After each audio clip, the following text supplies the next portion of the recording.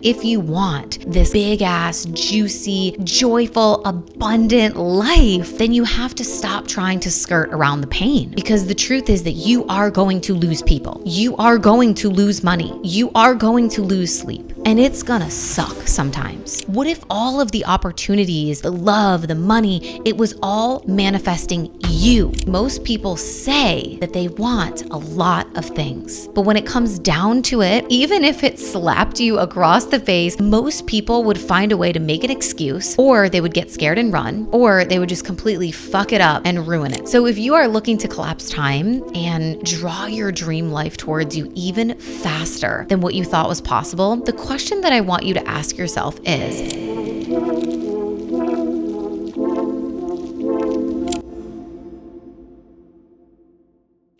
what's up, guys? Welcome back to the podcast. Today, we're going to talk about how to know if you are energetically available for your dream life and how to stop chasing it and have it start chasing you. But before we dive in, I want to quickly remind you that this week is a very big week. This is the Super Bowl of manifestation.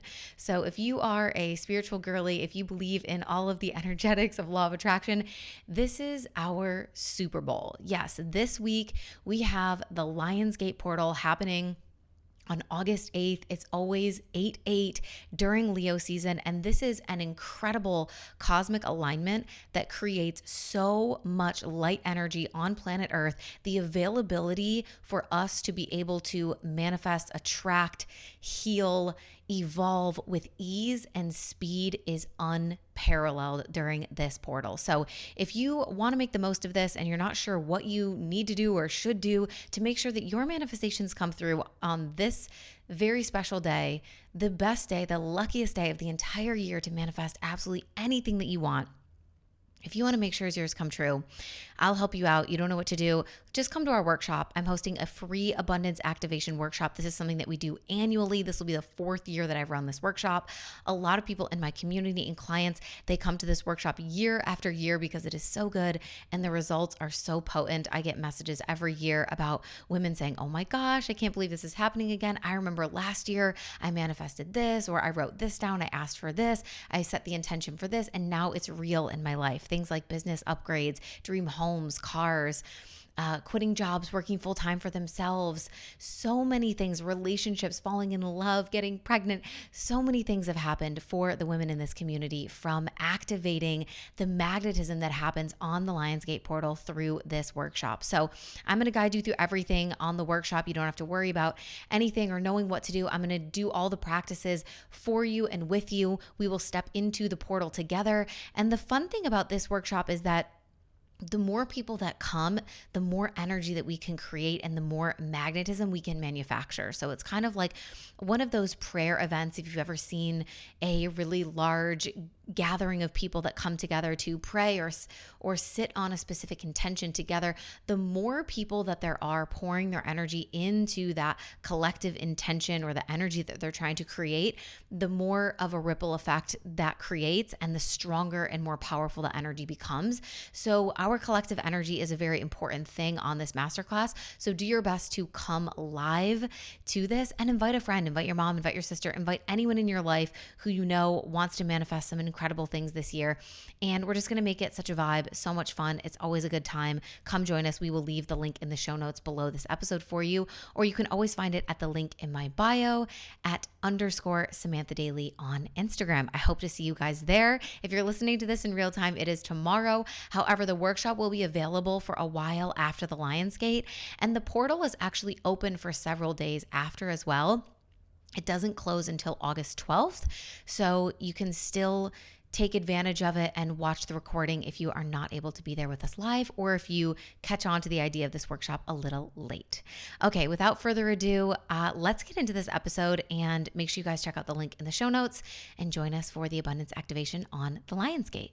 I think a lot of times we think about our dream life as something that is kind of far off in the distance, right? It's in the future, it's way out there, it's something that we need to go after.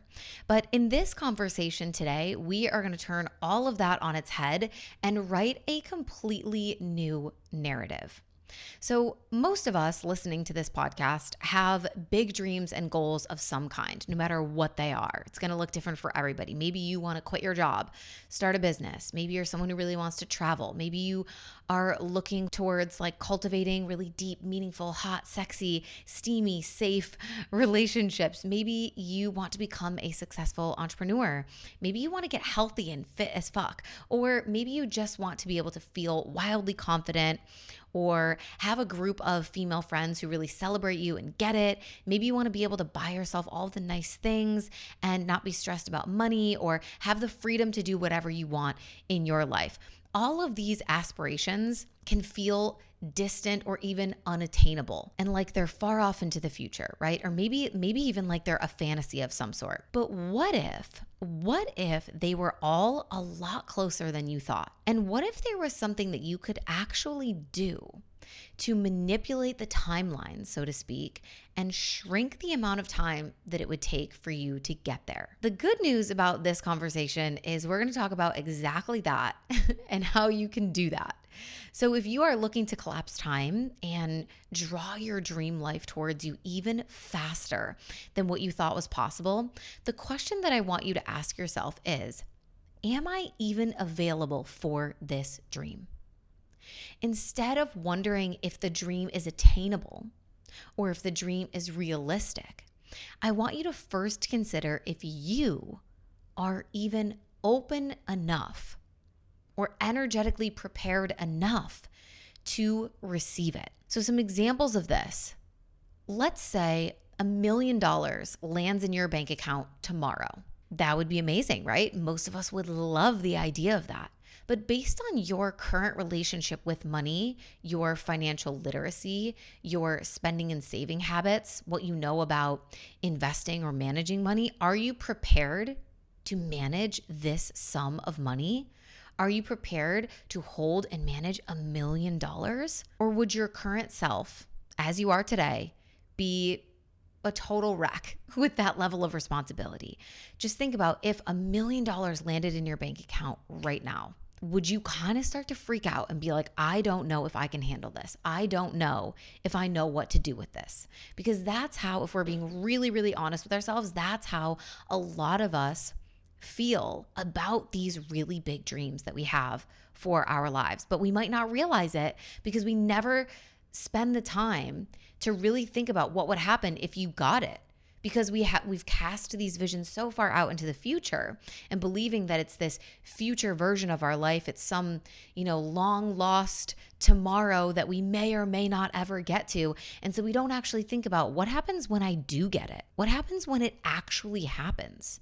What do I do when it manifests? What do I do when it's real? And that's a really valuable thing to think about, especially if you're trying to attract, manifest, or create some sort of result in your life. It's like, well, what are you going to do when it happens? Are you still stuck in the mindset of like, well, if that happens, or if I can create that, or if I got lucky enough, or if that happens someday? No. Let's take a second now to just be like, when that happens, how will I react? What will I do? And am I prepared for that now? Let's say your forever person, if you're someone who's looking for love, let's say that your forever person falls in your lap tomorrow.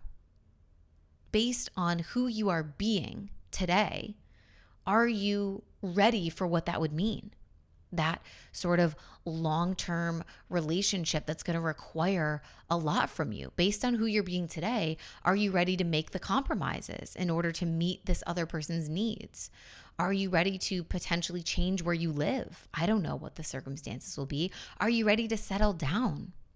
Are you ready to always consider someone else before making your decisions now? Are you ready to maybe merge your finances, to trust someone else to take the lead, to not be in charge, to maybe cut off communication or stop talking to your exes? Are you ready to allocate a large portion of your time and your schedule towards nurturing this relationship? Let's say that your dream house becomes available tomorrow. It's on the market, it's exactly what you want. It's kind of sort of maybe within your price range. Maybe you have to stretch a little bit. I don't know. We're playing games here. But let's say the dream house becomes available tomorrow. Are you ready to pack up and move?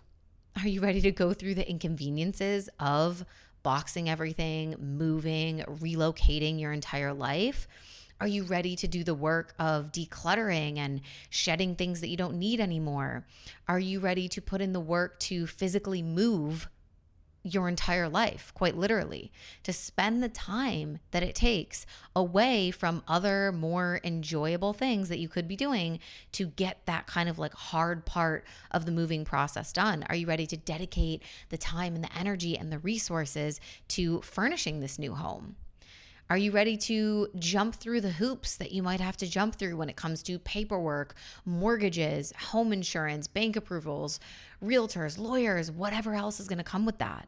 Let's say the opportunity to go on a dream retreat comes up. It's like one of your ideal top travel destinations, and it's this amazing retreat that is going to be in that destination. This opportunity pops up. It shows up for you tomorrow. You always say how much you want to travel. So, are you ready to spend the money? Are you ready to book the flight? Are you ready to make it happen? Are you prepared for all of the little things that you'll need to sort out, like getting time off of work, or maybe organizing childcare or a pet sitter? Maybe you need to get a visa depending on where you're going, or a new suitcase, or maybe you need to do some shopping and get some different types of clothes or special attire that you don't typically wear that you might need depending on this location and what you'll be doing on the retreat. Are you willing to put in the effort to get the thing that you always say that you want? Because really, in all of these examples, like that's just the core truth of it, is most people say that they want a lot of things. We talk a lot, we dream a lot, and we say that we want a lot of things. But when it comes down to it, even if it slapped you across the face or magically fell in your lap tomorrow, most people would find a way to make an excuse so that they don't have to put in the effort or tolerate any level of risk. Or they would get scared and run, or they would just completely fuck it up and ruin it somehow. Because most people are not operating as the person who would have the thing. They are not operating as the person who would be living that kind of life or making those kinds of decisions or being that spontaneous or willing to spend the money or lose the money or be available for stewarding that level of wealth and responsibility. And that is why the manifestation is not materializing, because your identity doesn't match. You're not being the person that would have it.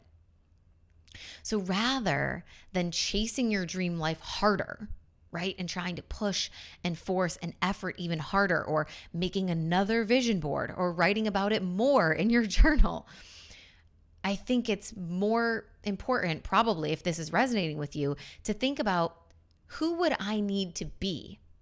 Who would I need to practice being out in the real world, actually in my life today, right now, in order to become the match and draw this dream towards me effortlessly, to actually be the person that would have this thing, that would be able to hold this thing, that has the integrity, the responsibility, the energy, the discipline, the mindset to actually live this life. So you can ask yourself, am I even available for this dream that I keep dreaming? Am I a true match for it? Are my thoughts and actions representative of the person who would have it? And if it came to me tomorrow, would I be able to hold it, or would I panic? And one way to really do this is to start to examine your standards. And if you're wondering, like, well, what are my standards? I don't really know. How do I tell?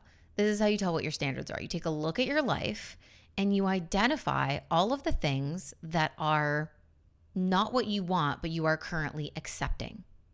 So for instance, if you are in an uninspiring, draining job and you've been saying that you want out for several months or years, this is a reflection of your current standards, because you might be saying that you want a more fulfilling job, but your standards are defined by what you are choosing to continuously accept right now. Because with this job example, like, I've been through this myself for sure. And I was saying that I wanted out of this job, or that I couldn't do this job, or I didn't know how much longer I could do this job, for months and months and months.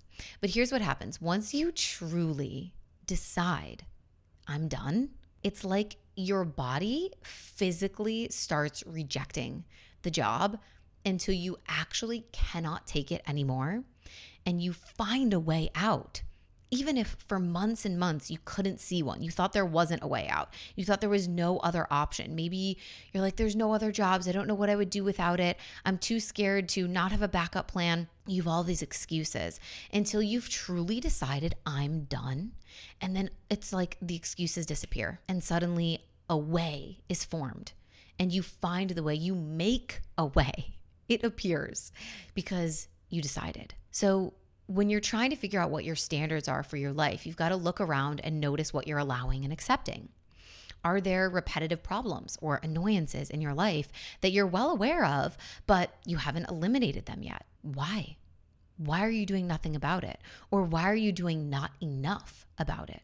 Why are you doing just the same amount about it that you always have been that also has never really truly solved the problem completely? Are there people who consistently treat you in a way that doesn't sit right with you, but you haven't set the boundaries or removed yourself from their orbit yet? People will treat you the way that you allow them to, right? And if you don't like it, stop allowing it, which oftentimes means severing ties or removing yourself or really significantly changing the dynamic of the relationship.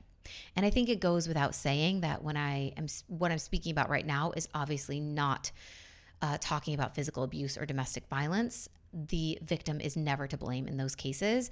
But in lots of other scenarios in our lives, we know when it's time to really take the responsibility of our own lives and our own experiences and say no or break away or stop allowing things that we are accepting or allowing. Because if you desire change, you've got to really raise your standards and start choosing differently. Because if you aren't changing something, it means that you're choosing it, right? We've all heard that quote before. If you're not changing it, you're choosing it. And this principle applies to all areas of our life, our relationships, our career, our personal growth, business, money, friendships, fitness, health, all of it. If you are not changing it, it means you're choosing it. So if you don't like it, then assess what the issue is and start choosing something different. So for example, let's go back to this kind of, for someone who's wanting to attract a partner or is desiring love or a relationship. If you want a loving, committed relationship, but you continue to entertain these, here and there when it's convenient, I'm not sure what I want, I like you for now, or let's go on some dates, or it doesn't have to mean anything, or we're just figuring it out, kind of uncertain, flaky, wishy-washy fuckboy energy, you are signaling to the universe that this is your standard. This is the level that you are playing at. And this is what you're willing to accept and allow. And in one way or another, this is what you want because you're not actually doing anything to choose something else. To change your life, you have to start actively rejecting what doesn't align with your desired future. So in that case, you would have to actually stop seeing people like that. You would have to stop going on those dates. You would have to stop entertaining those flings. You would have to be willing to reject the things that don't align with that larger goal and bigger picture for who you want to become and what you desire for your life. And yes, this might involve saying no to some people, having uncomfortable conversations, even setting boundaries with people that you love that might be really challenging. I think sometimes family and those close relationships, people assume that we should just have this sort of blind loyalty and put up with everyone's bullshit just because we're related. And that couldn't be further from the truth. So you might have to set some boundaries, whether it's at work or with friends or with family, and also be willing to really stand up for yourself. You got to stop being a doormat and hoping that everyone else is going to change around you and that one day they're just going to come to their senses and start acting how they should be acting. Like, no, you are the first domino in line. You are the main character of your life. So once you make a move, the entire plot will start to shift around you, meaning that your entire reality is going to start to change and adjust based on the moves that you just made. And then the rest of the dominoes will fall into place. But nothing is going to change until you do. And I think some people feel like, well, I shouldn't have to change if I haven't done anything wrong. And it's everyone else who's the problem.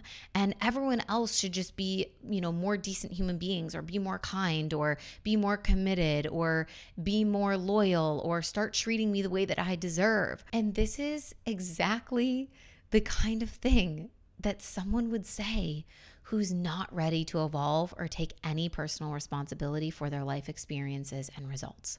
I think the real shadow work begins when we realize and are willing to accept that we are always at the center of everything that we are experiencing. And we are the common denominator in all of our stories, even the bad ones.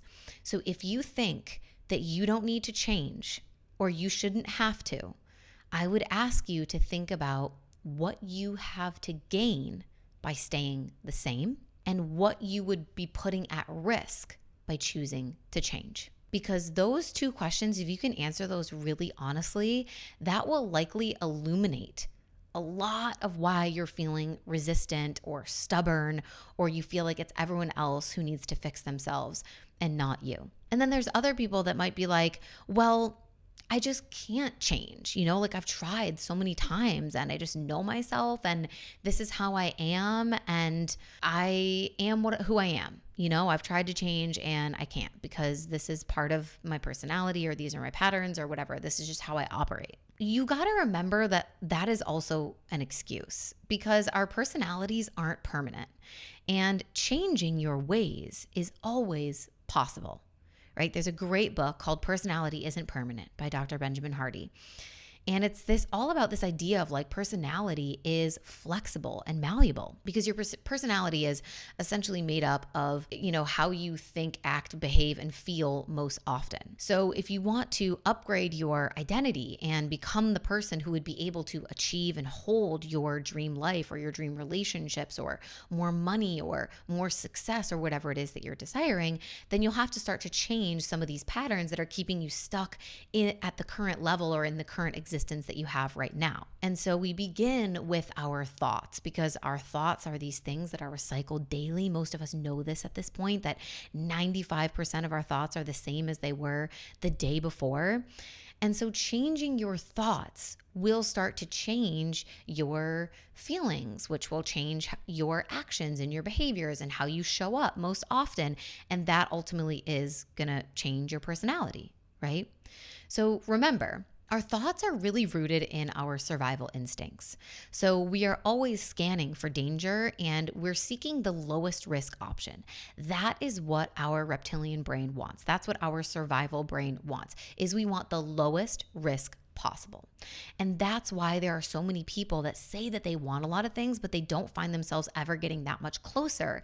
And that's because their brain is still convincing them to reach for the lowest risk possible. But you don't get what you want by not taking big fat risks. Growth requires stepping out of your comfort zone and taking those risks, going out on a limb, being willing to lose something, right? You've got to risk something. And it's challenging to navigate this alone because of that internal conflict that we have between the desire for growth, but also our innate kind of instinct to stay safe. So the ego is always going to push for that lowest risk option, right? The ego is going to come up with all these stories to convince you like that's not a good option, not now, maybe later, once you make more money, once you have this, that, or the other thing, you need to do all these other things first. You need to learn more, you need to study more, you need to, right? The ego is always going to jump in with a lot of logical reasoning to help make sure that you are always choosing the lowest risk option. But what happens when we live our life like that? When we always choose the lowest risk option? Oh my God, boring. I'm fucking bored just thinking about that. I literally sometimes think about what my life would look like if I always chose the lowest risk option. And I have to tell you that you and I would not know each other. We would not have a parasocial relationship happening right now. You wouldn't be listening to me. I wouldn't have this podcast. I wouldn't live where I live. I wouldn't have the partner that I have. Like my whole fucking life would be 180 degrees different because every good thing that I've ever attained has come from taking big risks, right? And so when we're always searching for that lowest hanging fruit, that safest option, the lowest risk, what happens is those choices are the ones that often create the least amount of growth and the lowest reward. Okay, so when we are talking about getting your dream life to chase you, those are the first couple of things that we need to address, right? Number one being, are you even available for it? Can you hold it? Are you practicing to be the person who would naturally just have this thing?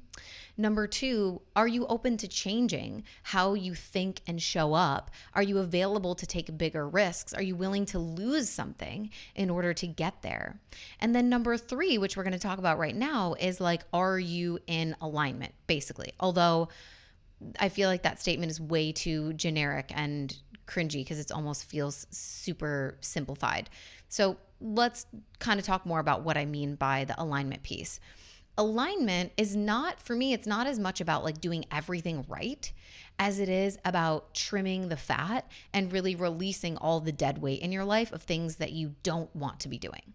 Okay, so alignment is really about saying no to things that don't represent where you are going. So rather than thinking like, oh, I have to do all these things or, add all of this stuff in order to be in alignment, the first step I feel is like, what do I need to get rid of? What needs to be gone or be removed from my life as it is right now so that I can be more in alignment? So rather than thinking about adding, we first think about subtracting. It's about saying no to the things that are not representative of where you're going or who you're becoming.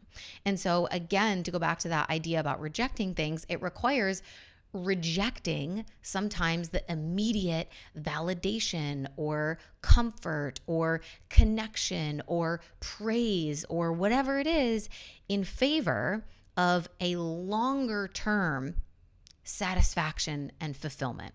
So no, unfortunately, it is not going to feel good in the moment. Alignment is not going to feel amazing right now. It's going to feel like shit, probably.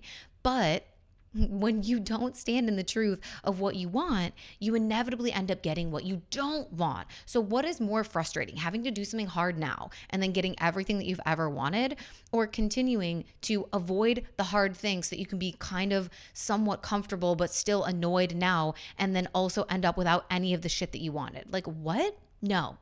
And I think this is why, in some ways, like the personal development space and new age spirituality culture has kind of done us dirty, because there's such a narrative about, if everything is meant for you or if it's right for you, that it's going to feel good and that it's going to feel amazing in your body. But I tell my business clients this all the time. Things can be hard and still be the right thing. Just because something sucks in the moment doesn't mean that it's bad for you or it's out of alignment or it's wrong. We really, really have to stop being so soft and expecting everything to feel good in our bodies all the time. And here's why. Just argue me this. Change is inherently unfamiliar. That is like the definition of change, right? If we're trying to change something, anything, whether it's a routine, a pattern, the way that we dress, how we show up, how we talk, the boundaries that we set, how we interact in relationships, our coping mechanisms. If we're trying to change anything, it is inherently going to be unfamiliar because it's not what we've always done. And anything unfamiliar is going to be a perceived threat to our safety. Right? That is what our brain is designed to do. It's designed to scan and say, oop, that's out of order. That is new. That is different. That is unknown. I don't recognize this. I've not been this person. I don't know who that is. I don't behave this way. I don't know what's happening. So let's retract. Let's go back, because familiarity in the reptilian brain equals safety.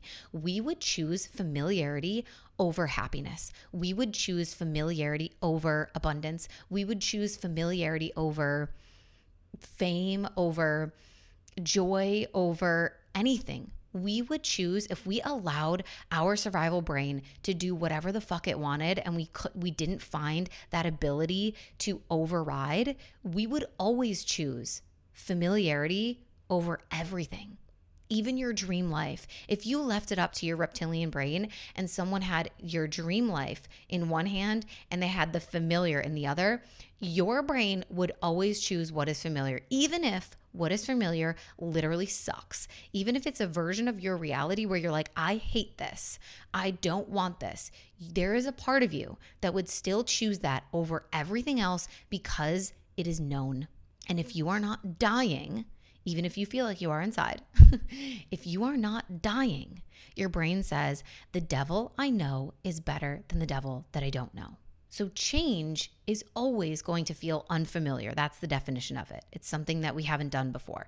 And anything unfamiliar is going to be a perceived threat to our safety, which is going to then trigger the ego to tell you lots of stories about why you shouldn't go ahead with this thing. But does that mean that we should never change? Does that mean that change is always bad? Obviously not, right? If I want a stronger body and I want to change my body composition, I'm going to have to do something to create that result, right? And it's probably going to be outside of the norm of what I've been doing, or else I would already have that body. So if I want a stronger body, should I just expect all of my workouts to feel easy and for everything to feel good in my body and for there to never be any resistance and for me to not want to some days wake up and be like, I do not want to go to the gym. That's the last thing that I want to do. Fuck. No, like you're going to feel like that. But you also know that that's part of the process of this change that you are intentionally making. If I want a deeper relationship, should I expect that every time I share more vulnerably than I ever have, or every time that I apologize first or admit that I was wrong about something, should I expect that that's going to feel good in my body? Or do I kind of know that I'm going to want to like grit my teeth and hide and protect myself and not say that I was wrong or not say that I'm sorry or not open up and share really vulnerably about how I feel about this person? If I want that deeper relationship, then I can't expect that what's going to be required is always going to feel good in my body.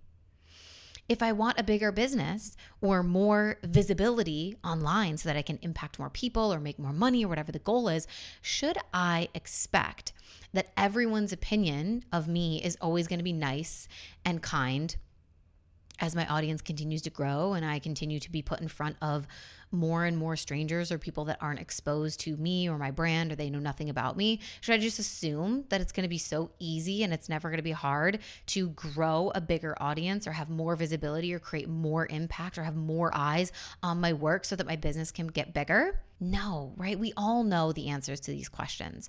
So something that I've really learned through the journey of my own life is that if you want this kind of big ass, juicy, joyful, abundant life, then you have to stop trying to skirt around the pain.